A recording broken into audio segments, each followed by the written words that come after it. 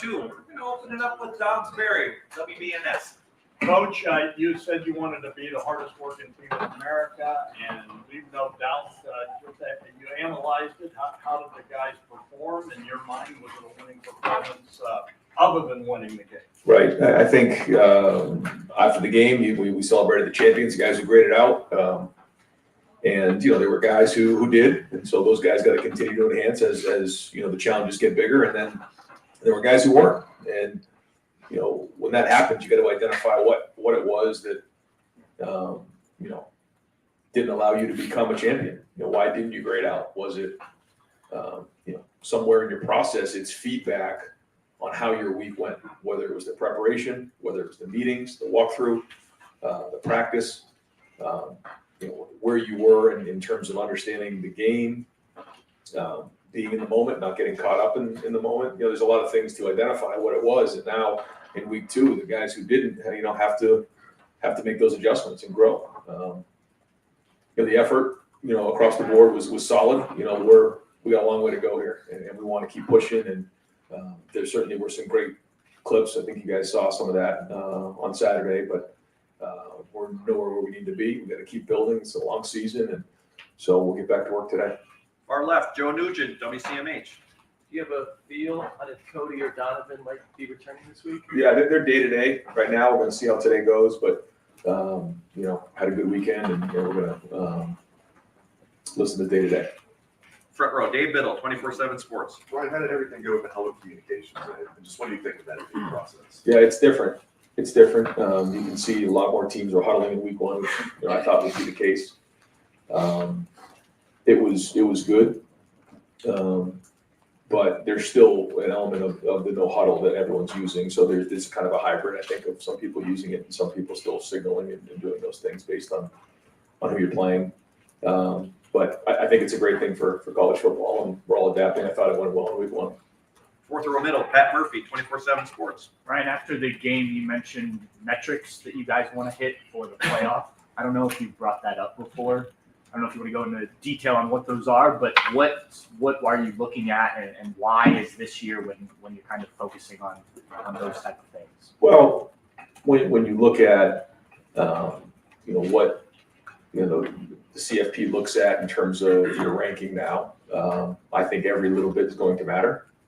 So whether you're a top 4 team or 5, 6, 7, or 8, you want to do everything you can to put yourself in the best position possible moving forward. So there's things that come into play there, and so there's going to be a lot more discussion, I think, around 1 through 12 than maybe there was 1 through 4 when there was only 4 teams that made it. Now when you're talking about 1 through 12, there's a lot more conversation, and I think certainly we control our own destiny in terms of every game that we play, and we're going to do that. But I just want to make sure that guys know that when they're going in towards the end of the game, like every rep matters. Why? Well, here's an example of why. And so that's the way we're going to approach every game. Andy Backstrom, fourth row, Letterman row. Yeah, Ryan, with having a chance to watch back the film, how are you feeling about the blocking? I know you're looking for more explosion in the run game long term. Where is that right now, and how much does perimeter blocking kind of factor into that equation? Yeah, it definitely plays into it. There was good snaps. There was some plays that we got to the perimeter. We didn't quite make that guy miss a couple times, and there was some other times where there was one particular in the boundary we pulled around. We didn't quite identify the backer that we had. There was a handful of things there. So yeah, we're looking to be more explosive, and everybody's got to own it. Everyone's got to be a part of it. There were some good things as the game went on, but I'm going to see more improvement in week 2. Right behind him, Cameron T. Robinson, The Athletic. Ryan, you talked about talking about explosive, being more explosive in the punt return game. Obviously, Brandon did a really good job of that on Saturday. There's times in the past where maybe he would punt return, maybe less one of those field goals or Falk fair catch.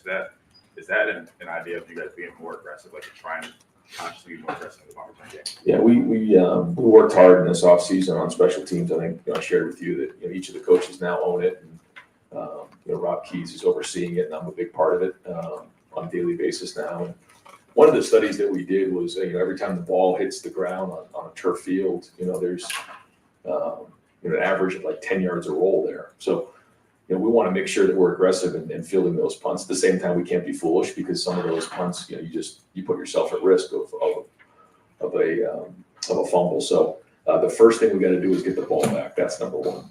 Second thing we're trying to do is field it. Again, especially on a turf field when that ball can really roll. You've seen some really poor punts just kind of take off on the turf.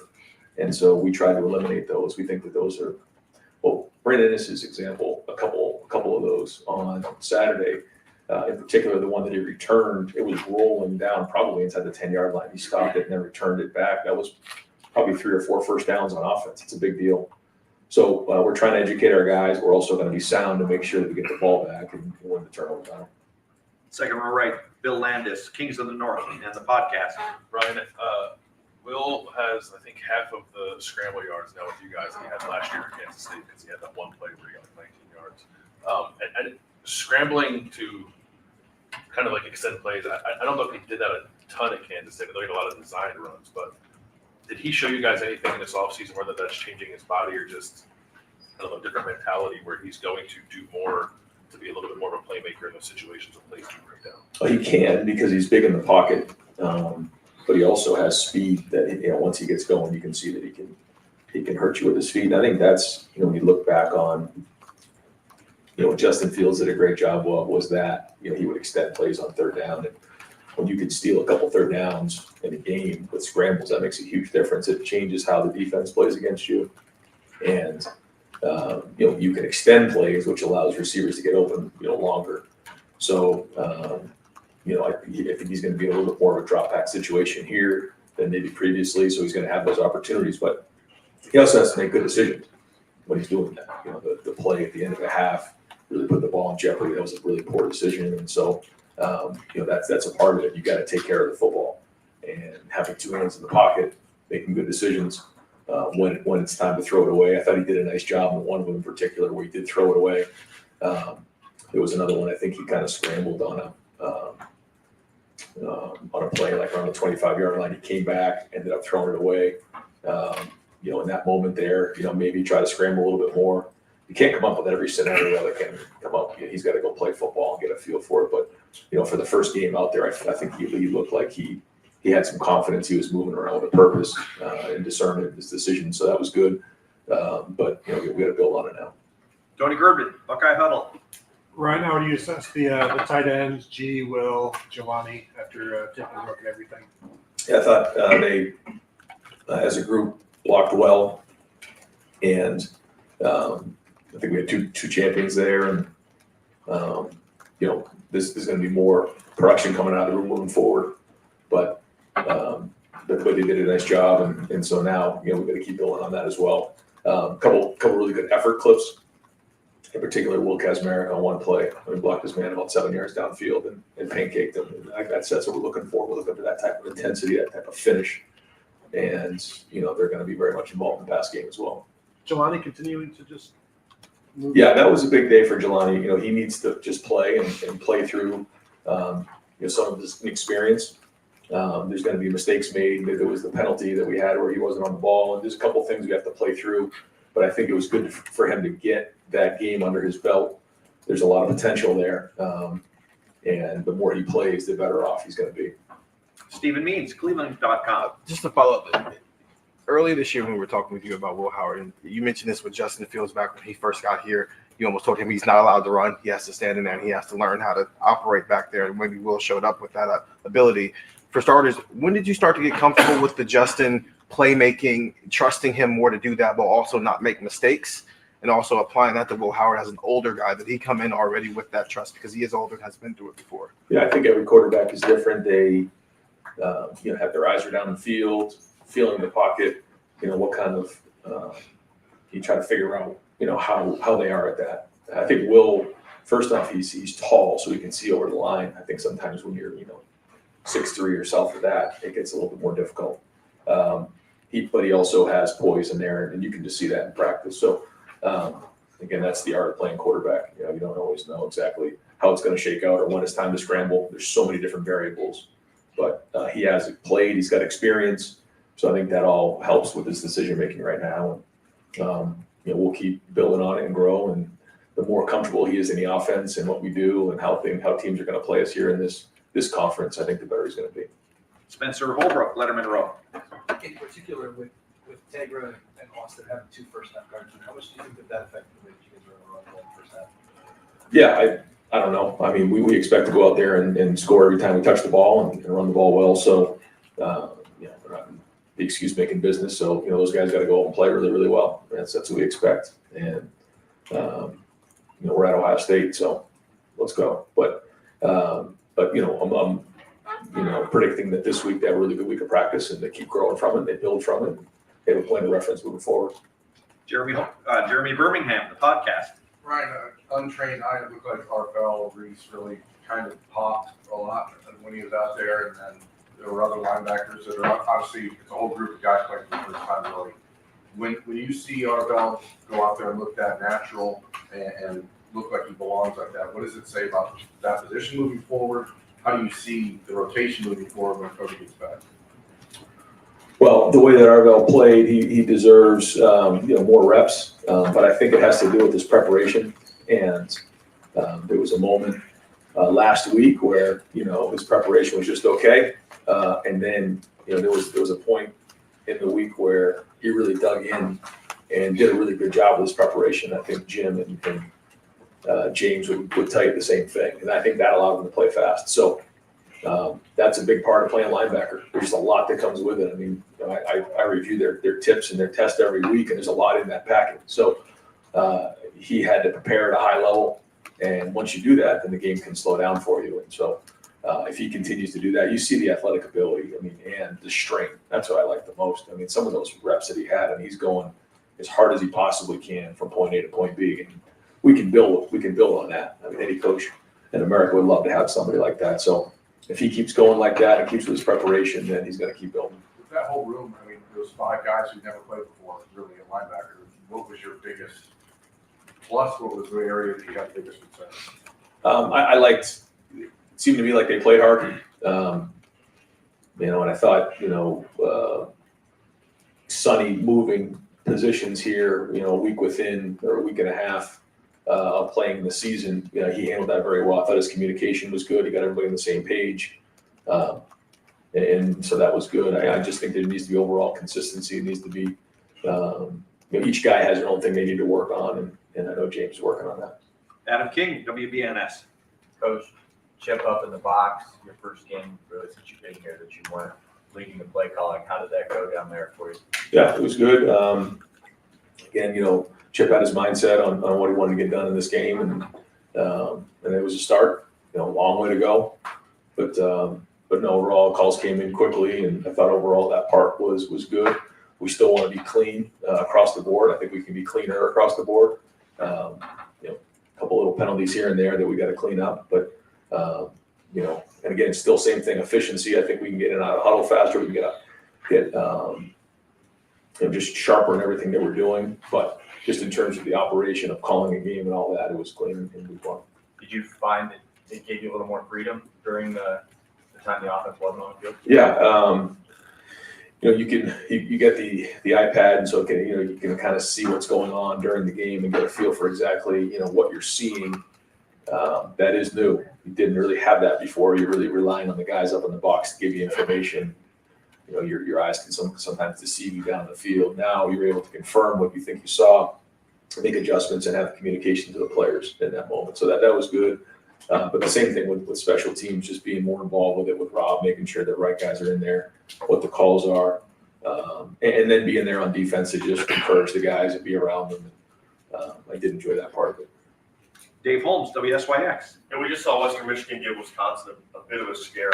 I'm guessing, Ryan, the talent gap we know is there, but I'm guessing that Western's guys, just given national TV and stuff, have probably seen your players play dozens of times over the past few years. And I'm guessing until film, your guys have probably never watched a Western Michigan game. I'm just curious, in matches like this, do you see teams try to use that lack of familiarity against you? I mean, how does that work?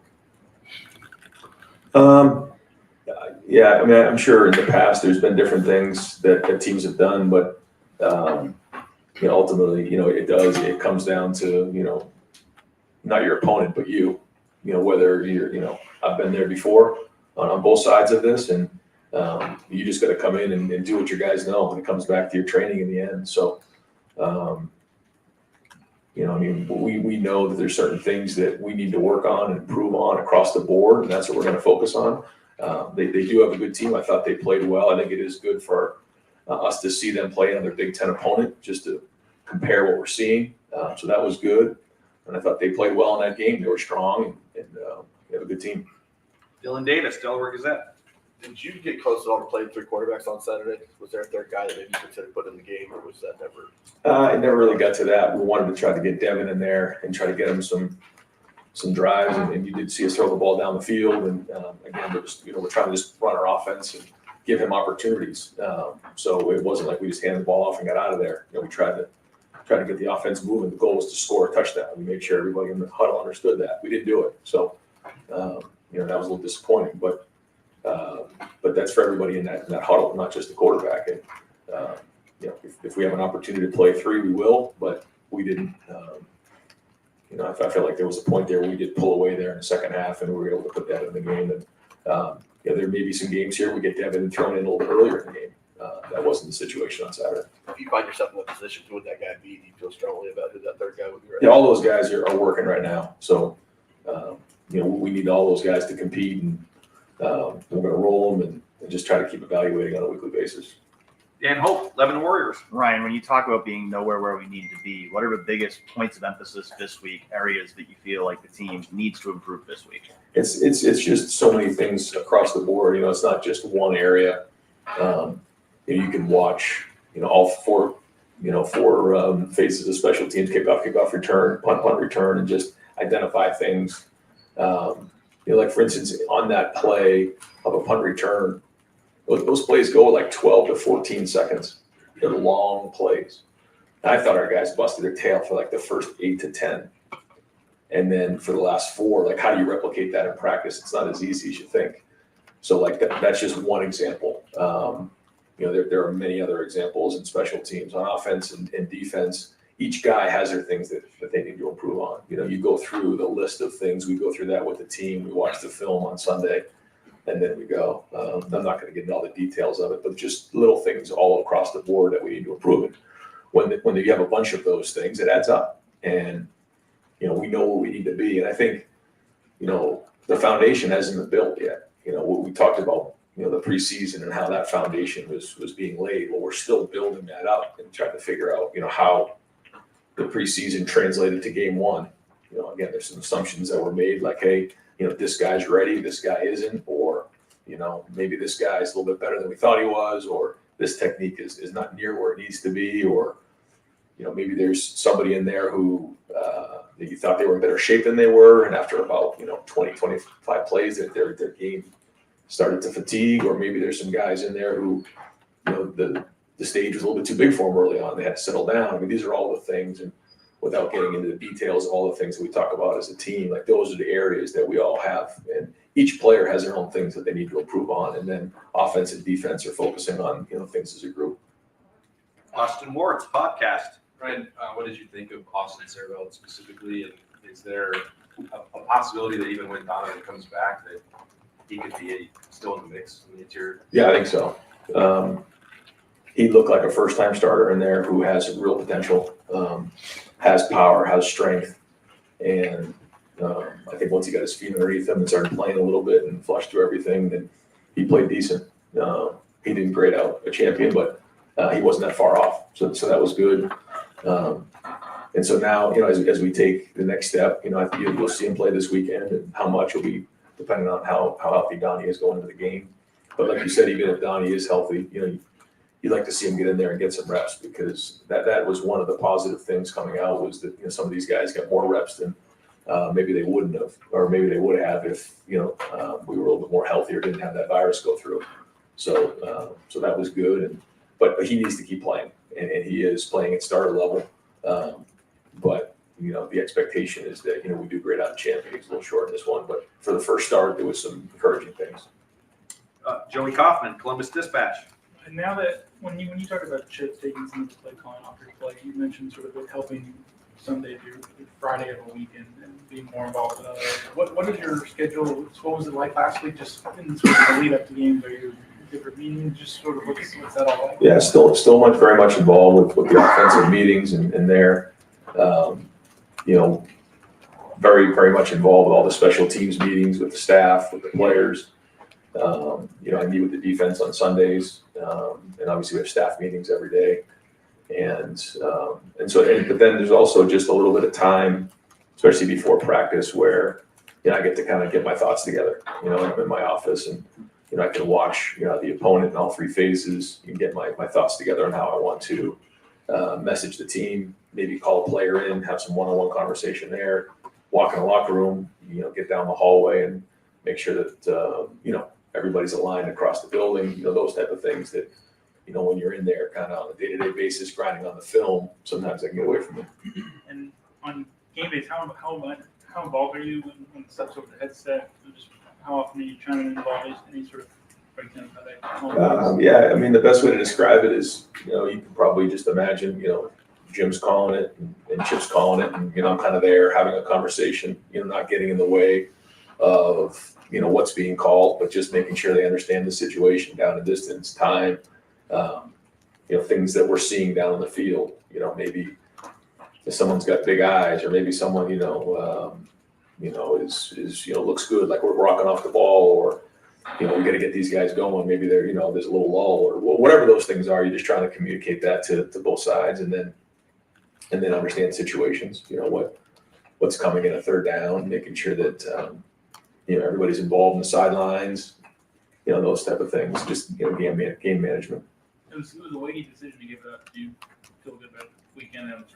It's still early, yeah, I would say, but I think what it's allowed me to do, like we've talked about before, is just, you know, be more present with everybody, and so far it's been great to do, but still having, you know, say in what goes on, you know, in all three phases, and, you know, every day.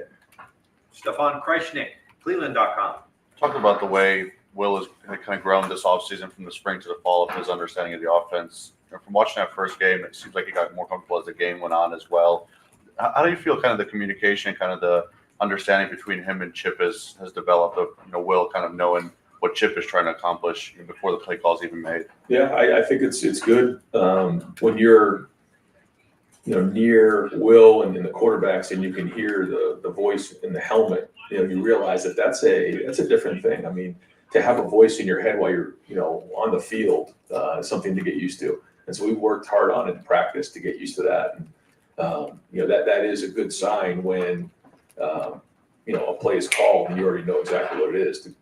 The good news now is, you know, he can tell him why he called it. You know, you can give him little bits of information here and there. You can make sure that he understands the situation. He understands, you know, the down distance, or maybe give a tip to one of the guys in the huddle. So it's something new, but so far it's been good, and, you know, it seems like they're you know, gelling well. Bill Rabinowitz, Columbus Dispatch. Can you name one thing that was a pleasant surprise from Saturday, and maybe one thing that you didn't think would be an issue that proved to be an issue and concerning? I mean, I think the punt return was better. You can see that. I would say that was good, and I was disappointed with the first kickoff return. I thought we had an opportunity to pop that, and you know, we did not execute that well enough, and so ultimately that's on the coaches. So, you know, that was disappointing for sure. You know, we'd like to get out to a faster start. You know, obviously, but was pleased how we came out in the second half, and really, you know, I think the second half was 35-3. I mean, that's what we're looking for. I'm curious about the iPad thing. How much of a difference does that really make? Having that access? Yeah, it's significant. You know, because everyone gets to really get real information and see it for exactly how it happened, and that doesn't happen up until, you know, we were able to have access to these. So it really does help, and it really helps with the players, making sure that they see it and they're getting communicated on what they're dealing with. Take us home, Tim May, Letterman Row. It's pretty funny. The thing that stood out, that was a come from behind win, by the way, on Saturday. And what kind of stood out to me just watching it is how businesslike kind of things went with you guys on the sideline. Maybe it wasn't, but like you said, in your role now as like a real head coach, I mean, being able to roam and look at people's eyes and stuff. What did you see about this team that you really like, during that, because y'all were getting your act together aspect of things? But I think the first thing is that we have to understand that, like, this is a long road to where we're going. And, it's easy to sometimes hear the noise of down the road or what's coming. And what you have to do is you just have to focus on right now. You have to be in the present. And you'll hear almost every coach in America say the same thing, but it's true. And that's why they say it. And, we're not just going to go in there and win the game in the first quarter. It doesn't work that way. We have to stay focused on each play, each drive, each game. Stay focused on the now. Ignore everything else. The good praise, the criticism, the expectation. Any of those things are out of the way. And that's everybody involved. And when we come into the stadium, like, we have to have a mindset that, like, we get to play this game. Like, this is fun. Like, this is a chance to play. Fun is winning. Fun is executing. Fun is scoring touchdowns. Fun is getting stops. Like, that's what it's all about. And that's why we're playing this game. And so, in that, you feed off the crowd, and, all of a sudden, I think sometimes, it's easy early in the season to, be looking down the road at what's going on. And then all of a sudden, you can find yourself in a little bit of a lull. That's not going to happen. It didn't happen. We responded well, and we played really well in the second half. So we're looking to get a fast start on Saturday and, get out there with great energy and be in the moment and just, maximize every single play the best you can. And so we've got to make sure that that's important. And so, we'll keep reiterating that this week. In 2022, you had a veteran quarterback who played the previous year, CJ.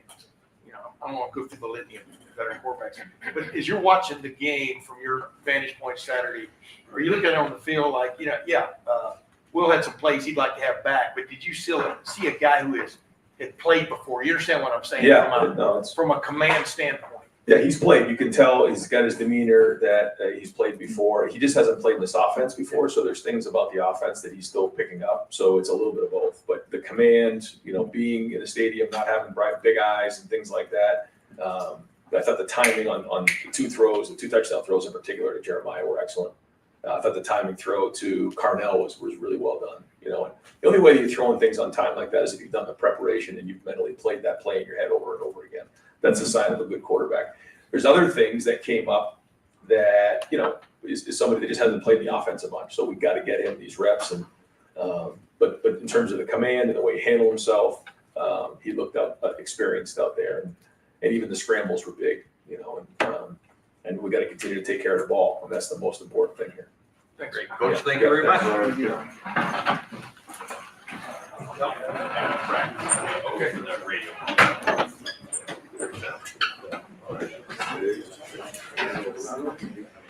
right, folks, we're gonna have about 12 minutes of Q&As with Chip Kelly. Thanks, Coach. Thanks for being here.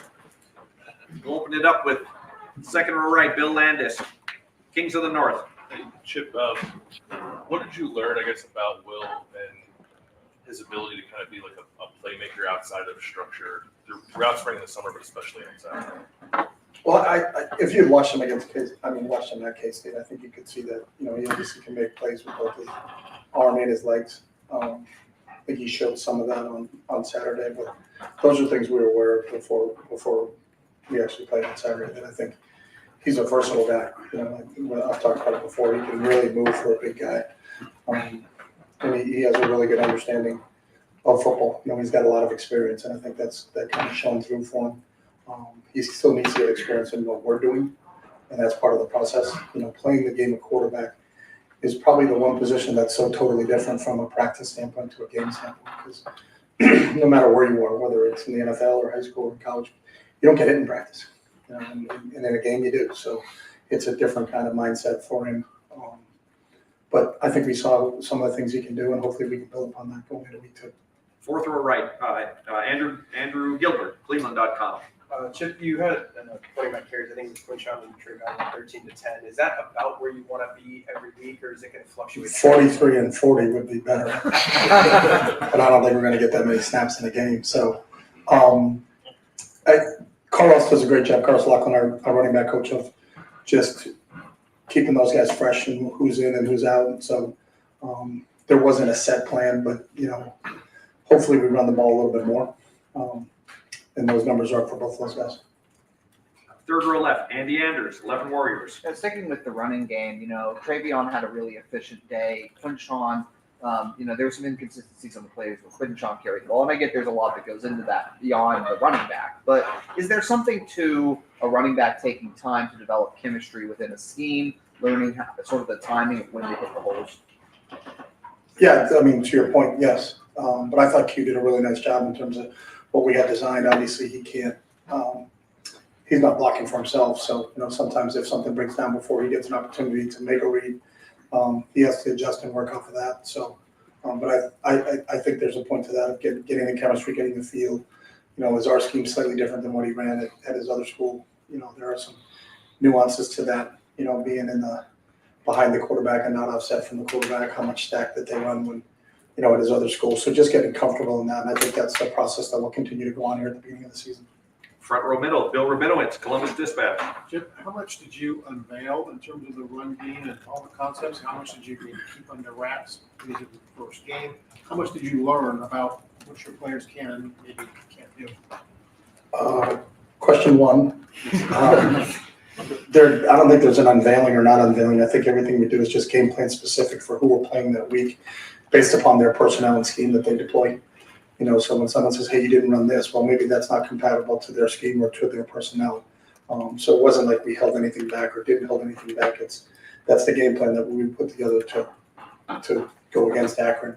And I think I've learned as the game got along, we were probably a little shaky early. Everybody, we had to drop early, kind of offset. Will started, 6 of 16, but then finished 11 of 12. So I think once he got settled, everybody started to get settled and get into the rhythm of the game. You could start to see a rhythm development because I think we were kind of off rhythm-wise early in the game. But I think as we started to get moving, especially those couple drives, 3-play drives to open up in the second half, starting to get some consistent runs and some consistent pass plays. I think when we get into a rhythm, it can be a really good offense. Front row left, Dave Biddle, 24/7 Sports. When was the last time you coached from the press box? 2008 was the last time I was a coordinator. How did that go on Saturday? What did you do? We practiced it, so we've been every time we've gone to the stadium, we've had an opportunity to do that. So kind of got settled and familiar up there. It's a great view. I think as the games get into October and November, people are going to be a little bit jealous of where I get to be on game day and not on the sideline. But the communication system, so you're not right next to the coaching staff on the field, but we had no issues from a communication standpoint, the ability to communicate that. So it was good. It's a different perspective. I think you can see the game better from up top, and I think you can feel the game better from the field. And I don't think that'll ever change. So, but you can't because you can't be in both places. They're not going to do the zip line that you talked about. I did talk about zip line, but I don't think they've implemented that yet. We got to get Elon Musk on that. It's one of those real tech guys. Right behind him, Jeff Gilbert, Press Pros. We talked to Ryan about not calling plays and being the guy just contributing what he could. Mhm. How do you feel like he did with that and just being in that new thing for him? Yeah, he was great. There were a couple of suggestions that we ran and were good. And hey, let's get to this. I'm like, okay, that's exactly it. I was maybe between one or two, but felt really good when he felt really good about it. So, the communication in between what they're doing, what we think they're doing, changing speeds, changing tempos, some of those things. I thought he did a really good job. But he's involved with the defense with Jim, and he's involved in the special teams with all the special teams guys too. So, I understand that role because I've been in it. Sometimes you can't get to the special teams and you can't get to defense because you're thinking about what your next series is going to be like offensively and spending time with your offensive coaches. So, but he really contributed a lot on Saturday offensively. Right behind him, Dan Hope, 11 Warriors. For Tegra and Austin, both getting in there of their first starts, how do you feel like they played up front? I thought they both did a really good job, for their first extensive playing time with their, and that was part of us feeling our way through the beginning of the game. It was Will's first game, Austin's first game, Tegra's first game, JJ's first game, Will Kismarik's first game, Q's first game. There's a lot of guys first time stepping on the field in the horseshoe, and that's different. You can go in there as much as you want from a practice standpoint. And go against our defense in there. But when you get in there and there's 102,000, that's you kind of catch yourself looking around, not looking at the field, but looking around the field. just because of how amazing that experience is. So I think once those guys got settled, we started to get into a pretty good rhythm.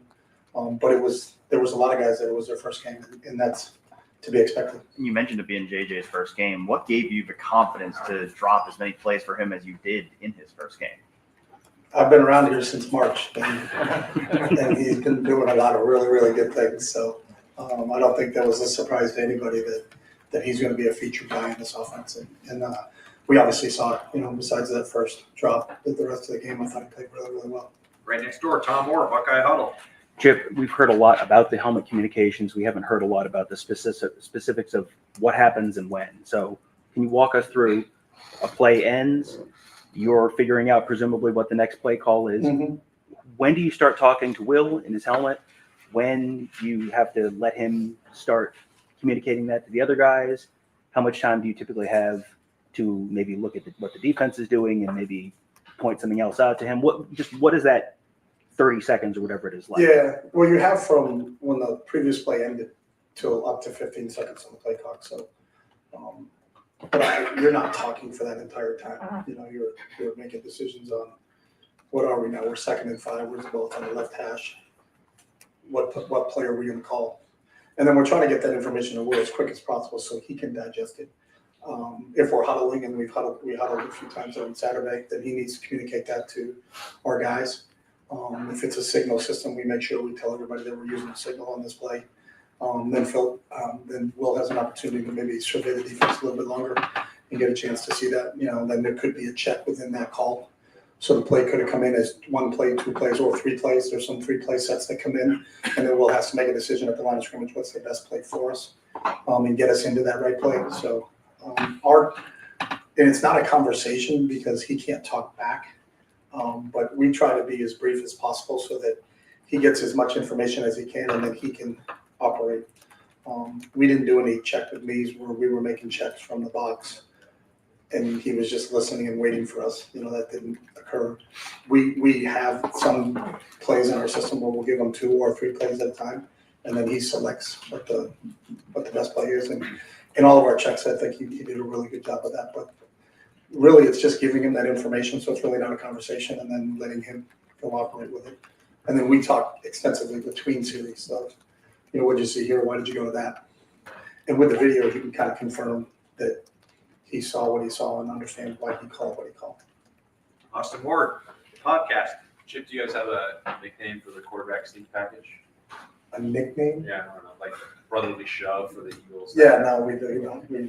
Well, I'll leave that up to you guys. Was it okay? We can do whatever we want. Great. Mhm. What is it that would make that a meaningful weapon for you guys in short yard situations? Well, you're just trying to gain a yard. Usually when you're using that, I don't think it's when you're farther out than that. But I think the technique and the mechanics of it, and I think when you study the teams that were really good on Philadelphia being one of them, their success rate is pretty high. When someone's doing something at a really high success rate, then you try to figure out why they're doing it, how they're doing it, and can you, with the players that you have, implement that. So there's some positives to it. We're 1 for 1 on it. So as long as we continue to stay above 90%, then I think we'll continue to do it. 4th row, 5th row, right, Spencer Holbrook, Lowerman Row. Chip, Ryan was really complimentary of the game that you called after the game. Everything that was going on the first time being in the box, that's 15 years. How do you feel like you called it? Do you feel like you called it a game? Nah, I thought we were just okay. I thought we could have executed a little bit better, especially early. Sometimes you get caught up in, are we really diverse and giving them a lot of different looks?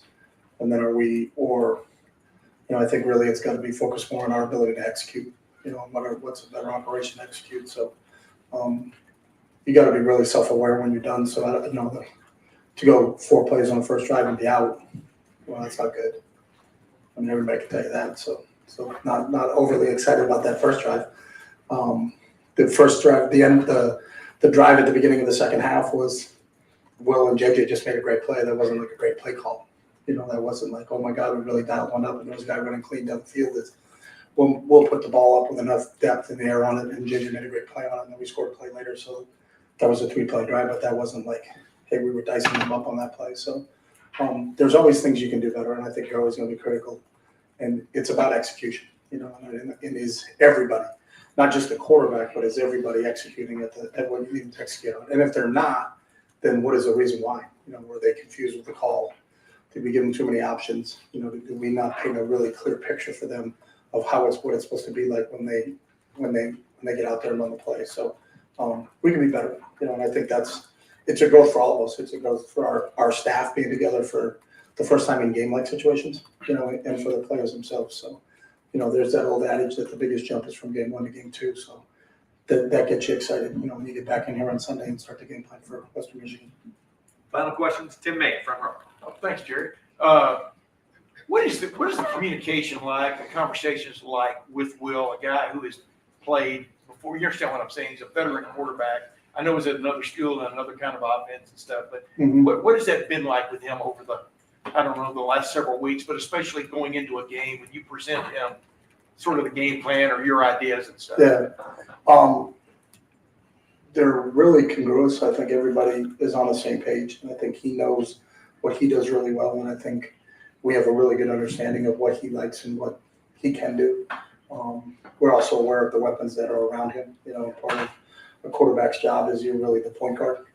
He does not have to be Steph Curry, where he's got to hit every shot himself. He's got a lot of really good players around him.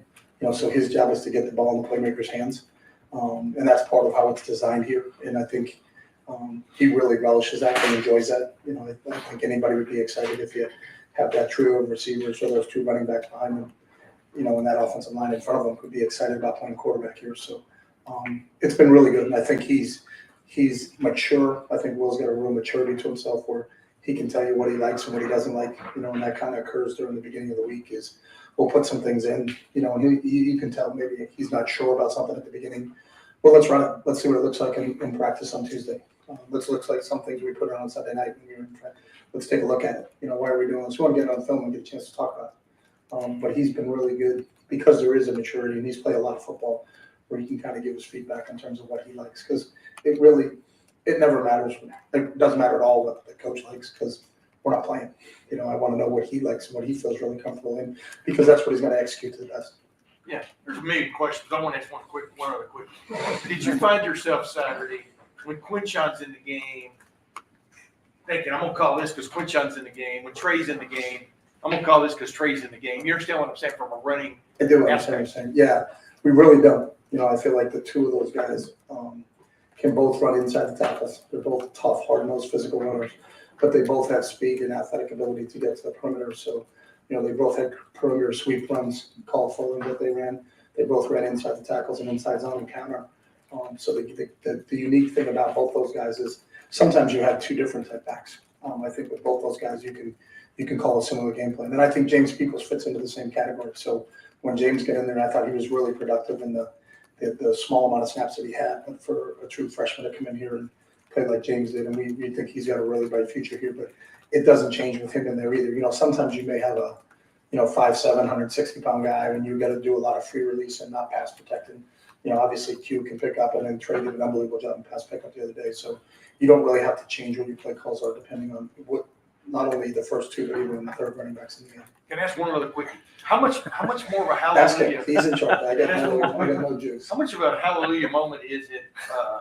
You really, Akron did some things that maybe you weren't expecting, or they hadn't shown on video. Maybe that's what Will pointed out, a couple of blitzes, things like that. But to have a video like Western Michigan, having a game under their belt and fresh video of their 2024 defense, how much of a But that helps start is it? because if you ask Wisconsin, I think Western Michigan changed defensively from the year before.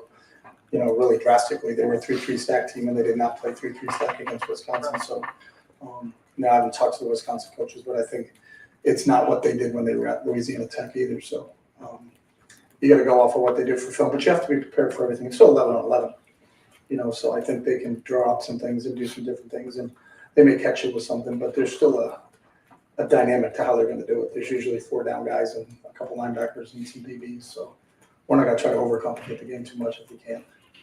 Coach, thank you very much. All right, thanks, guys. Thanks, Chip. Thanks.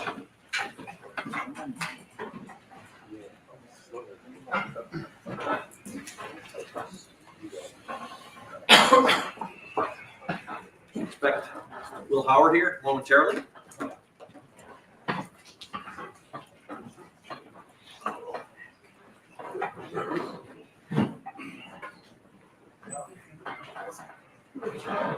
Yeah.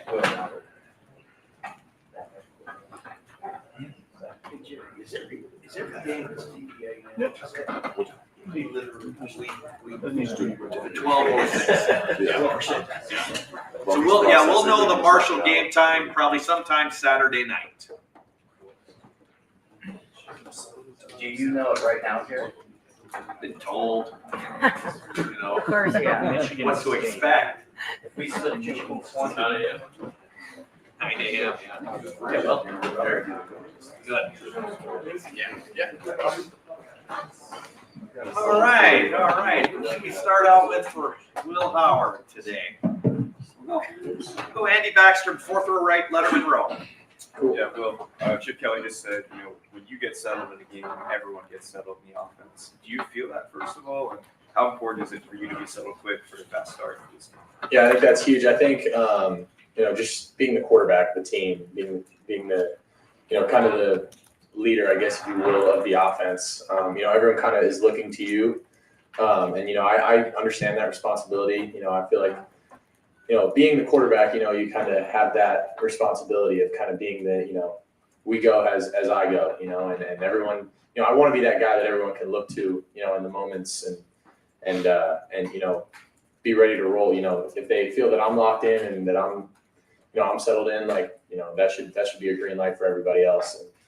And, the more that I can help facilitate that and just, practice what I preach and be about it and settle in early. And I think the quicker that we can do that. Over to the right, Adam King, WBNS 10 TV. You've had a chance to look at the film a little bit. Kind of what were you most proud of yourself on Saturday, and where did you see the most room for growth? I think once I got settled in, like you guys said, I think I was most impressed with my decisiveness. And, I feel like once I did make decisions, I pulled the trigger and I was ready. And even, sometimes I didn't make the perfect decision, but, if you're on time and you're decisive with it, then that can kind of make up for mistakes sometimes. But that's obviously not the world I want to live in. And, I want to make good decisions so I don't have to get bailed out by being decisive. And that's, I think, the biggest thing is just ironing out, some decisions and looking at, how we can start a little faster, how I can get into a rhythm a little quicker, and just playing clean, and starting out a little cleaner and not having to, I think we worked through the struggles that we had early. I don't want to say struggles, but, some of the sloppiness that we had early, we worked through it and it was good, but we don't want to have to do that, every game. We want to be able to start fast and not have to work through adversity if we don't have to. Third row right, Dylan Davis, Delaware Gazette. Just what have you seen about Western Michigan on film? As you've got a chance to look at it this week, and what stands out to you defensively? I think they got a new defensive coordinator. He came from Louisiana Tech, but I think they're doing some different stuff, than they did down there. Pretty standard. It's not going to try and fool you a lot with what they're doing. I feel like, on our eyes, but they're pretty good at what they do. And, I think they did a pretty good job against Wisconsin last week. They fought hard. I think they have some decent players, some pretty good players inside. One of their corners isn't a bad player. I think this week we got to reframe our minds and just attack them however they give us opportunities. Deep right, Jeremy Birmingham, the podcast. Well, a couple weeks ago you talked about not needing to be Superman, right? And then there was one play on Saturday where I wasn't sure if you were trying to be Superman or if you just realized you had a team full of Superman. So you decided that I'm going to just try this and throw it to Travion behind you. When you look at that play coming out of it, what was your thought process and where do you feel like, how do you avoid that? Yeah, I mean, that is something that I can't do. I mean, just putting the ball in harm's way. We talked about it and, I think it was just, again, me trying to make something happen, when things don't go the right way, but it's just having the wherewithal to know when to try and make plays and then also be smart enough to not put the ball in harm's way or make decisions that, could put the ball, like I said, in harm's way. And for me, it's just, in that situation, I just got to tuck the ball, go down and eat it because at that point, they got us. They showed a boundary pressure. They brought one from the field. Good for them. But at the end of the day, I just gotta minimize those errors, putting the ball in harm's way and just, taking care of it. And, because at the end of the day, possessions and especially in that middle eight, taking care of the ball is really important. Fourth row middle, Pat Murphy, 24/7 Sports. Well, Chip was just talking to us about the helmet communication. And I guess I hadn't thought about it this way, but he mentioned he can talk to you. You can't talk back. Yeah. So I'm curious how you handle that, being that it's a new thing. I assume you guys have a lot of conversations on the sideline. And then when he gives you multiple plays, just your ability to decipher which one is the right one, how you felt you did with that. Well, I mean, we've been working with it, since spring, so it's not really a new thing that we have had to deal with. I mean, obviously this year it's new, but we've been doing it for, pretty much the whole time I've been here. So, it is new, but I think, for being the first game, I think we did pretty well with it. I obviously can't speak back to him, so he doesn't know, when I've heard it or what I've heard or, if it cuts out or anything like that. But we're working through those. We have hand signals by, throw my hands up, I can't hear you. It's just like little things like that. But at the end of the day, it's just kind of working through the progression of it. And I think it was pretty smooth week one. I think we were able to have a little dialogue, on the headset, and I think it's really really beneficial for us. I think we can continue to move on and keep using it in a good way going forward. Right next door, Tony Girdman, Buckeye Huddle. Will, you got all these 5-star NFL players around you in your first game as a Buckeye. You're the offensive player of the game. What was that like for you?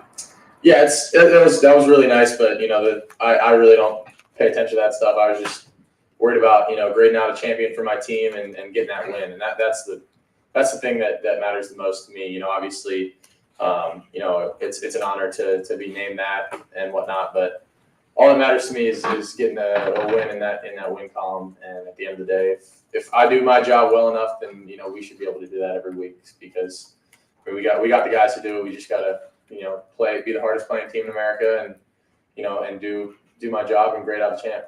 And did you grade out a champion? Yeah. Player of the week, front row right, Austin Ward. Will, you referenced after the game, there were so many firsts for you, even though you played quarterback for a long time. Mm-hmm. Doing this at Ohio State for the first time, and routines, traditions, all that stuff. Do you, now that that's out of the way, does this Tuesday feel like you're already into a routine? Does it feel different than a week ago this time? 100%. I think for me, it's just getting into the rhythm and doing it once. Obviously you can't replicate doing it until you actually do it.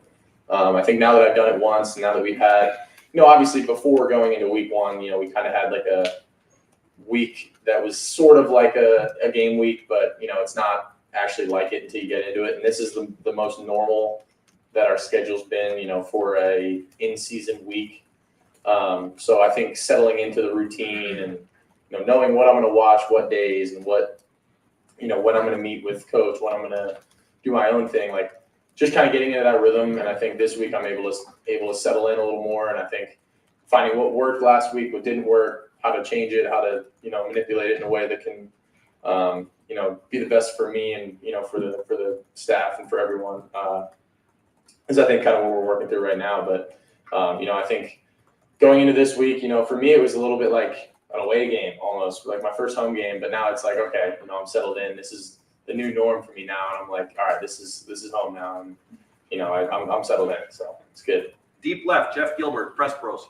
I know you're talking about being a leader on the field and the huddle and all that, but this role here, you come out and talk to us all the time now. At this place, how's this feel? Do you like this? Do you dread this? What's this like? No, I like it. I like talking to you guys and spreading the news of the Buckeyes and whatnot. And I know that there are some people that don't, like doing this stuff. And if I can be that guy for the team, be the face, and talk to you guys, then I'll be happy to do that. I feel like being the quarterback, you kind of have to be that representative, and good or bad, I'm going to show up and talk to you guys and answer your questions. And that's what I want to be here and do. I appreciate what you guys do for us. I do. And, I want to make sure that I give that back to y'all. But yeah, it's fun, man. I like doing this stuff. It's all good. It's all good. Yeah. All right, last question, Bill or Joey, either one of you. Over Midwest Columbus. I tried to defer when you watched the tape, when you watched the video, was there one thing that struck you that maybe you didn't realize or didn't see on Saturday? No, I don't think so. I think there were more opportunities for me to use my legs than I did use, and than I thought. Looking back at it, I'm like, dang, I could have gone out there and ran maybe a little more. And that's maybe one thing I'm a little, rather than maybe throwing the ball away or throwing a contested ball, like, hey, just go get what I can with my legs.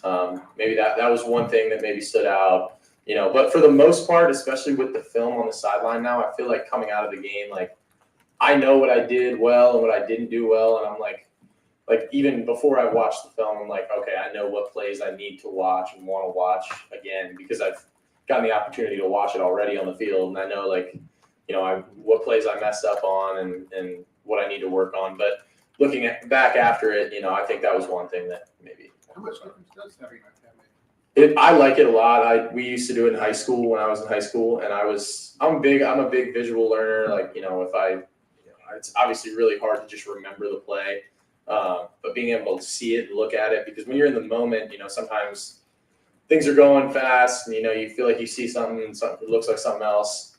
But I think me now, the older that I am, I think it's a lot of it's just confirming looks and hey, where was this guy lined up pre-snap, to show that they go to this coverage or whatever it may be. Just looking at stuff like that, I think it's really helpful, and I really enjoyed it. Will, thank you very much. Thank you guys. Good luck. Stephen.